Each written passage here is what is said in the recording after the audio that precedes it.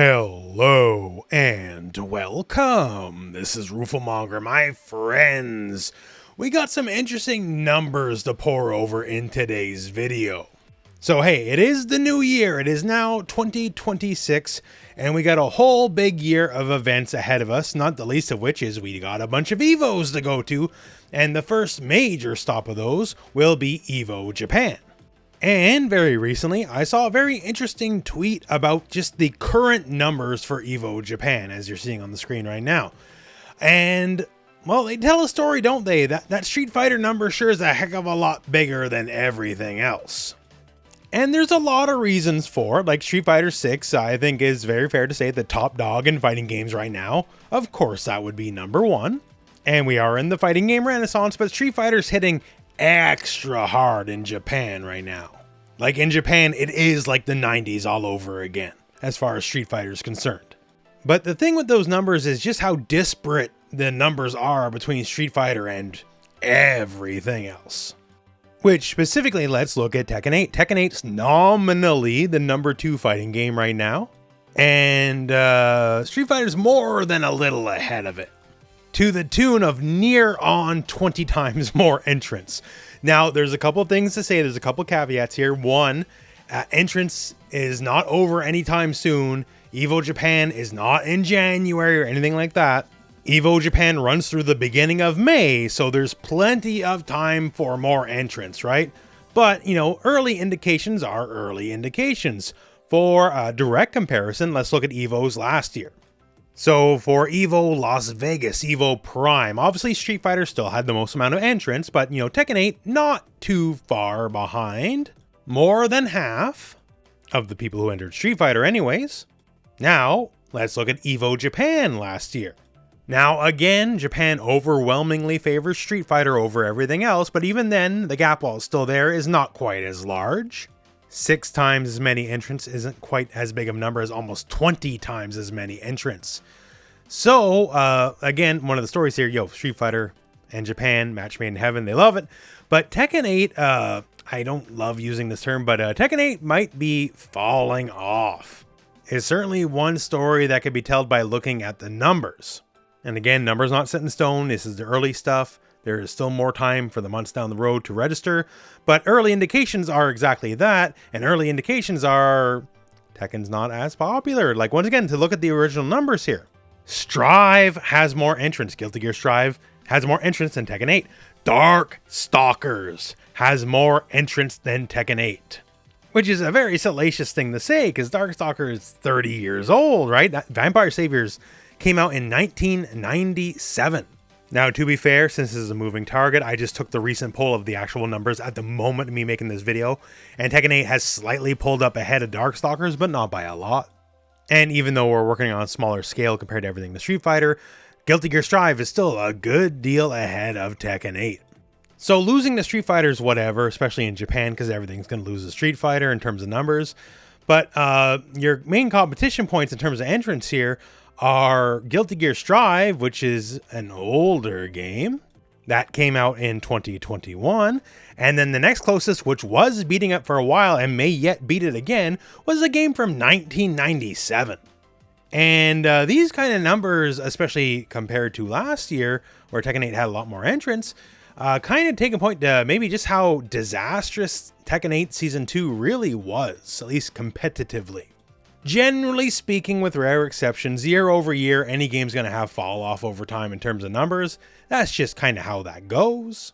But with these early indication numbers, Tekken 8 ain't going to be hitting the numbers it hit before. Street Fighter 6 is already a very good chunk of the way of hitting its old numbers. Again, this is going to be in May, so it has a lot of time to do so. In comparison, though, percentage-wise, Tekken 8's looking fairly anemic. Probably safe bet to say it ain't going to hit those numbers, whereas Street Fighter might very well be one of those rare exceptions where it will beat the numbers it had last year. Like the cap for Evo Japan this year upcoming for Street Fighter is 7,000 players, and it may very well realistically reach it. So this is certainly a regional tale to a degree, but just looking at the numbers, like it's insane how much Street Fighter 6 is just dominating Japan, and everything else is just kind of falling by the wayside. Like, come Evo Las Vegas later this year, will Tekken 8 experience a fall off? Who knows? But I don't think it'll be as dramatic, and the other games as compared to Street Fighter, the numbers won't be as lopsided, assuredly. Like, at Evo Vegas, will Street Fighter be the most attended game? Yeah, absolutely, 100%. But will Street Fighter make up over 80% of all entrants like it is in Evo Japan? Probably not that lopsided. But this is an early indication, but there's still things that can change, right? Like, Tekken 8 Season 2 perhaps did a lot of damage to the game, but hey, Tekken 8 Season 3 is on the way. Tekken World Tour Finals is not that long from now realistically, and I'm sure at the end of the finals we'll get a little bit of a sneak peek at what's next to come for Tekken. And by the time at least Evo Prime rolls around, and probably by the time Evo Japan rolls around, we will have whatever Season 3 will entail. Now, what will entail? Who knows? It better be good. I don't want to be overly dramatic about this, but like, part of like the fate of the game sort of depends on it, especially with other games coming in the 3D fighting franchise arena, like Virtua Fighter 6, where you could potentially lose a large chunk of your player base to them. But it's not like the damage is permanent right now, is what I'm trying to say. Like, yeah, you cheesed off a lot of people. Yeah, a lot of people just stopped playing entirely or moved on to other games. But the game's not dead or nothing. Tekken 8 still has a very healthy online player base. And you do a good enough patch, you get people excited enough. Maybe you have, a good season with a bunch of DLC characters people like. That's probably enough, Street Fighter itself is proof a game can always turn around. Street Fighter V, famously a train wreck that turned it around by the end of the game's life. Tekken 8, I think most people liked Season 1 of the game. Like, I like Season 1 of the game. Maybe Season 2 was a stumble, but maybe that's how history will look at it, right? Okay, Season 1 stumbled a bit in Season 2, Season 3 righted the boat, and then we're off to the races. So I'm saying by the time that, the various Evos are around for the year, and, other tournaments as well, there could be a lot of rebranding done for Tekken 8 and a lot of goodwill regained by a stronger patch. At bare minimum, hopefully, it can beat Darkstalkers in attendance numbers. Because, like, hey, we all love Darkstalkers around here, right? But for what's nominally meant to be the number 2 game in fighting games, to one, not even be able to beat Guilty Gear anymore, but potentially lose out to a nigh on 30-year-old game, that ain't a good look.